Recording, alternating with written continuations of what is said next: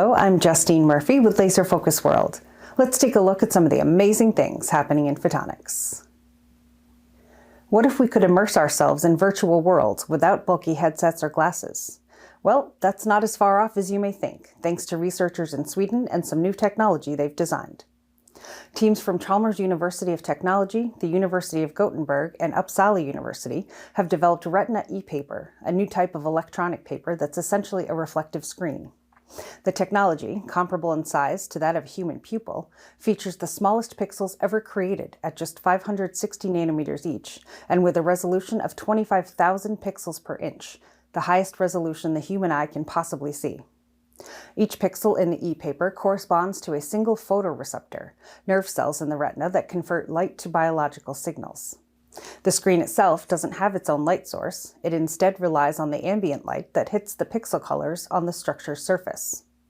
While the team is continuing to enhance the new Retina e-paper, they say it's already laying the groundwork for higher quality device screens that consume less energy than existing technologies.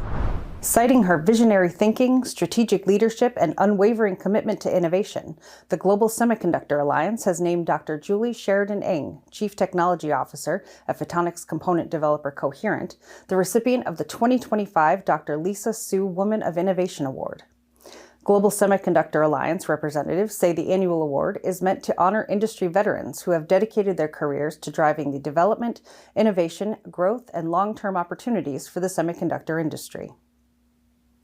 In the finance sector, PicoJool, a California-based developer of optical connectivity photonic sources, has announced $12 million in funding led by Playground Global, a venture firm that invests in deep tech startups.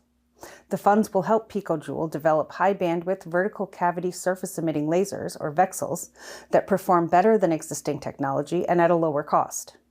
It will also facilitate the design of a new class of pixel-level photonics that company representatives say could make optical links as inexpensive, compact, and manufacturable as traditional copper connections. Diamond and silicon have long been the standard choice for semiconductors and thermoconductors, but recent findings by researchers in Texas could very well change that. A team at the Texas Center for Superconductivity at the University of Houston has discovered that boron arsenide has thermal conductivity, essentially the measure of how fast heat is conducted away from point A to point B, as high as diamond. In their work, the team found that high-quality boron arsenide crystals can conduct heat just as well, at more than 2100 watts per meter Kelvin, the standard unit of measurement. The recent findings, which upend earlier theories that boron arsenide couldn't compete with diamond heat conduction, show this material choice is also an excellent thermal conductor and semiconductor that could potentially surpass silicon, given its wider band gap, higher carrier mobility in both electrons and holes, and a well-matched coefficient of thermal expansion.